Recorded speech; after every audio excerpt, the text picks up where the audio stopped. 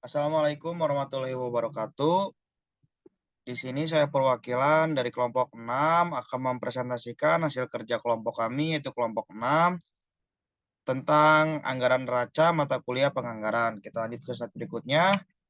Ada pepatah mengatakan tak kenal maka tak sayang. Oleh karena itu, kenalkan anggota kelompok saya. Yang pertama ada Fauzan Ilham Al-Farigi dengan NIM terakhir 1327.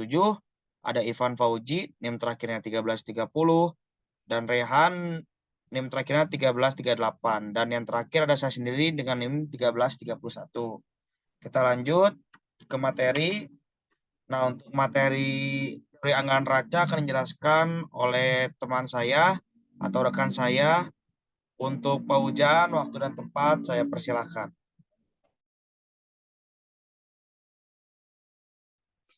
Di sini saya akan menjelaskan yang menunjukkan perkiraan posisi keuangan perusahaan yang pada akhir periode anggaran ini disusun berdasarkan anggaran lain yang telah dibuat sebelumnya, yaitu anggaran penjualan, anggaran produksi, anggaran biaya, anggaran kas, dan anggaran laba rugi. Lalu teori anggaran neraca berdasarkan pada prinsip bahwa aset harus sama dengan kewajiban ditambah ekuitas. Artinya jumlah aset yang dimiliki perusahaan harus sama dengan jumlah kewajiban dan ekuitas yang dimiliki perusahaan. Oke, terima kasih buat Pak Ujan. Selanjutnya ke materi selanjutnya itu ada eh, anggaran neraca PT Campina Es Krim yang akan dijelaskan oleh Ipan Pauji. Untuk Ipan Pauji, waktu dan tempat saya persilahkan. Baik, terima kasih untuk Saudara Badru. Di sini saya akan menjelaskan tentang anggaran neraca dari PT Campina. Dari analisis di atas untuk liabilitas, total liabilitas pada tahun 2015 sebesar 499,33 miliar. Pada tahun 2016 sebesar 478,20 miliar, maka liabilitas mengalami penurunan sebesar 4,2%. Dan pada tahun 2017 menjadi sebesar 373,27 miliar yang mengalami penurunan sebesar 21,9%. Maka dapat dikatakan liabilitas mengalami penurunan dari tahun ke tahun. Selanjutnya ada ekuitas. Total ekuitas pada tahun 2015 sebesar 503,03 miliar. Pada tahun 2016 sebesar 552,84 miliar. Maka ekuitas mengalami kenaikan sebesar 10,3%. Dan pada tahun 2017 sebesar 837,91 miliar. Maka bisa dikatakan ekuitas mengalami kenaikan dari tahun ke tahun dan kenaikan terbesar terjadi pada tahun 2017 yaitu sebesar 51,6%. Yang ketiga ada laba tahun berjalan. Laba tahun berjalan pada tahun 2015 senilai 72,74 miliar, pada tahun 2016 senilai 49,80 miliar, dan pada tahun 2017 senilai 41,41 miliar. Maka pendapatan bersih pada tahun 2015 sampai 2016 mengalami penurunan sebesar 31,55%. Dan pada tahun 2016 sampai 2017 mengalami penurunan sebesar 4,2%.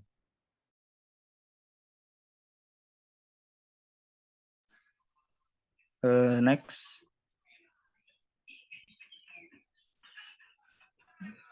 Selanjutnya ada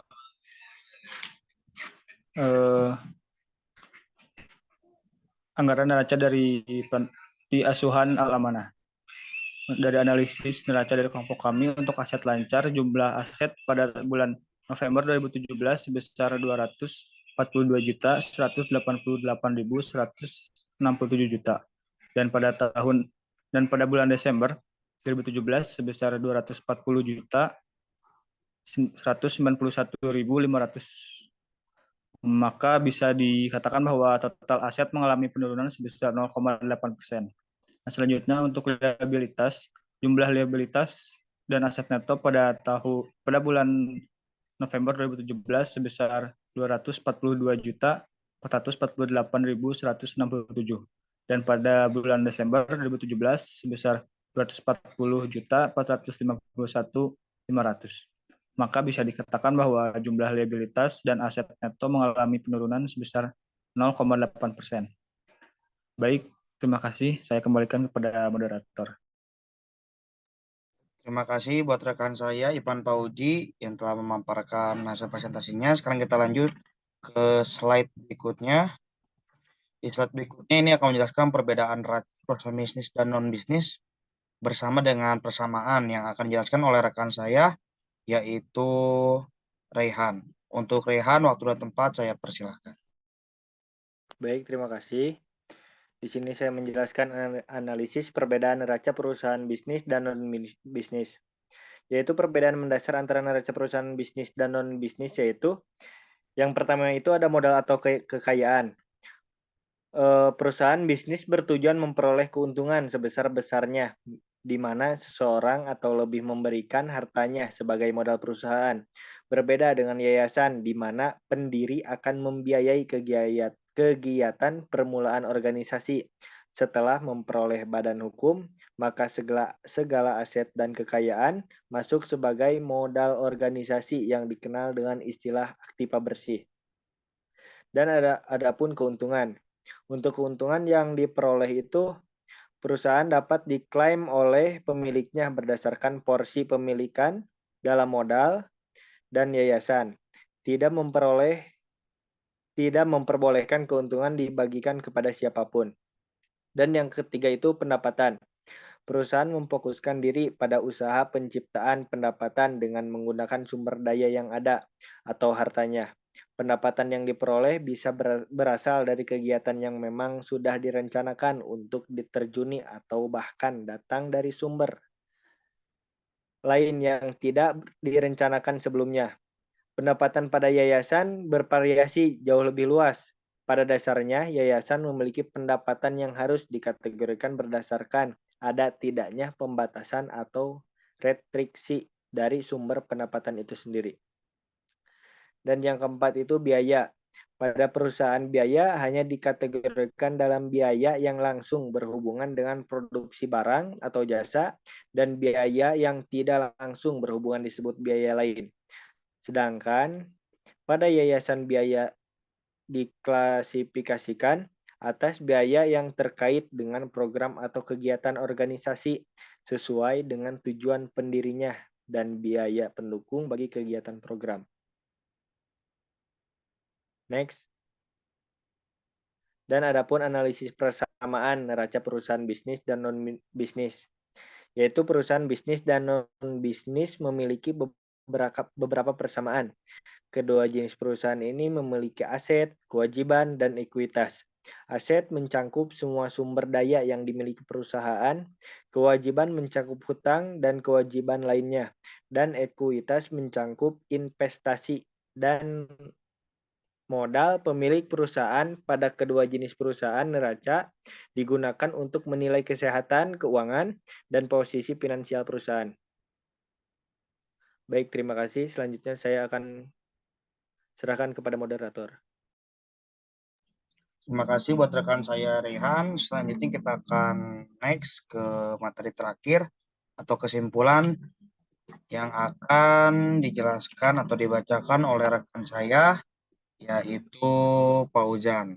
Karena itu Fauzan, waktu dan tempat saya persilakan.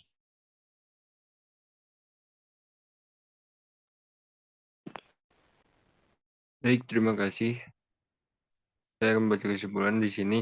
Neraca anggaran perusahaan bisnis dan non-bisnis adalah sebuah laporan yang menunjukkan perbandingan antara pendapatan dan pengeluaran suatu perusahaan dalam suatu periode waktu tertentu. Pada perusahaan bisnis, tujuan utama dari neraca anggaran adalah untuk menentukan probabilitas bisnis dan memastikan bahwa pengeluaran tidak melebihi pendapatan.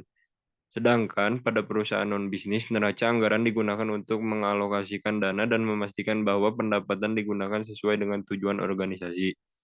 Meskipun kedua jenis perusahaan memiliki tujuan yang berbeda dalam penggunaan neraca anggaran, namun keduanya sama-sama penting dalam menjaga keberlangsungan dan keberhasilan suatu perusahaan.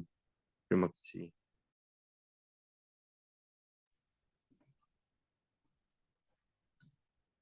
Oke, terima kasih Pak Ujan. Mungkin penjelasan dari Pak Ujan atau kesimpulan tadi menutup perjumpaan kita pada hari ini. Saya Ferdiansyah, selaku moderator dari kelompok 6, mengucapkan terima kasih dan mohon maaf atas banyaknya kekurangan dari kelompok kita.